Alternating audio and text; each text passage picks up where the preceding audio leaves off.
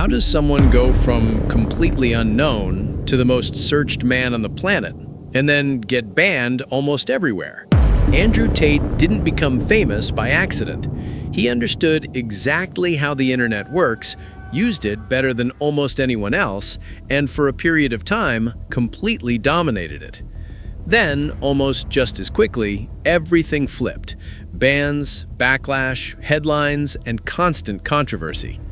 So what actually happened, and how did someone go from total obscurity to global attention and then into one of the most debated figures online? Before all the viral clips and internet fame, Andrew Tate was known in a completely different world. He was a professional kickboxer, competing at a high level and building a reputation based on discipline, aggression, and control. That background shaped his personality and the way he presents himself, direct, confident, and unapologetic. But kickboxing alone wasn't enough to make him globally known.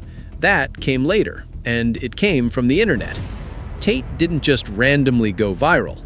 His rise was structured. He focused on short-form content, clips that were easy to consume, easy to share, and designed to trigger strong reactions. He talked about money, success, power, relationships, and modern society, but the key wasn't just the topics, it was how he delivered them. His statements were bold, often extreme, and almost impossible to ignore.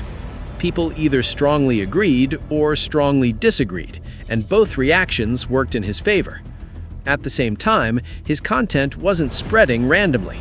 There were thousands of accounts reposting his clips across platforms, creating a constant presence. Whether you were on TikTok, YouTube Shorts, or Instagram, it felt like he was everywhere. That level of repetition matters. The more people see something, the more familiar it becomes, and the more likely they are to engage with it. And on platforms driven by algorithms, engagement is everything. So the more people reacted, the more his content was pushed. The more it was pushed, the more people saw it. And within a short period of time, Andrew Tate became one of the most searched individuals on the internet. But attention at that level never comes without consequences. As his visibility increased, so did the criticism. His views and statements started being debated across media platforms, online communities, and mainstream discussions. Some people saw him as someone challenging ideas and speaking openly about topics others avoid. Others saw him as controversial for different reasons and strongly disagreed with his messaging. That divide created even more attention. And once again, attention meant growth. But then things changed. Major social media platforms began removing his accounts. One after another, his presence on mainstream platforms was restricted. Content was taken down, profiles disappeared, and suddenly someone who had been nearly impossible to avoid online was no longer as visible in the same way. This shift raised a lot of questions. Was it purely about the content he was making, or was it also about the scale of his influence? At that point, Andrew Tate wasn't just another internet personality, he had become a global topic. His name was being discussed not just in online communities, but in larger conversations about influence, responsibility, and how platforms handle rapidly growing figures. And just as this situation was unfolding, it escalated even further. Legal issues and investigations brought another layer of attention, moving the discussion beyond social media into a much broader space. News coverage increased, public debates intensified, and the narrative around him became more complex. This wasn't just about viral content anymore. It had turned into a larger story involving influence, accountability, and the impact of online personalities in the real world. And this is where understanding the full picture becomes important. There isn't just one version of Andrew Tate. There are multiple perspectives, depending on who you ask. Some people see him as someone who built success independently, used the internet effectively, and created a strong personal brand. Others focus on the controversies, the backlash, and the concerns raised during his rise. Both perspectives exist at the same time, and that's what makes the situation so polarizing.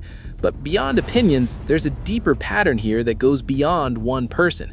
Andrew Tate's rise shows how the internet rewards certain types of content. Clear opinions perform better than neutral ones. Strong reactions generate more engagement than balanced discussions.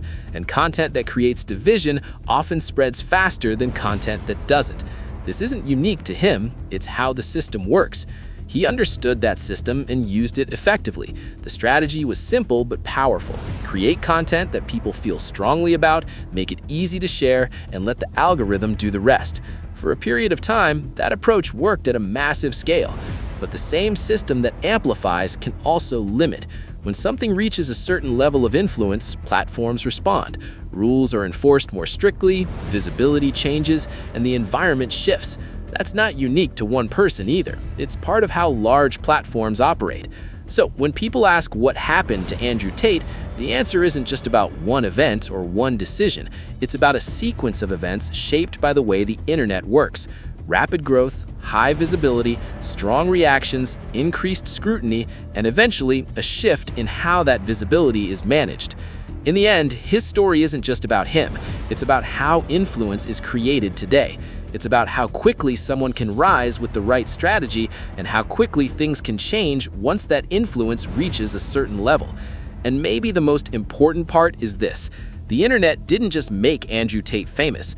Millions of people engaging with his content did. The shares, the comments, the debates, those are what pushed him to that level.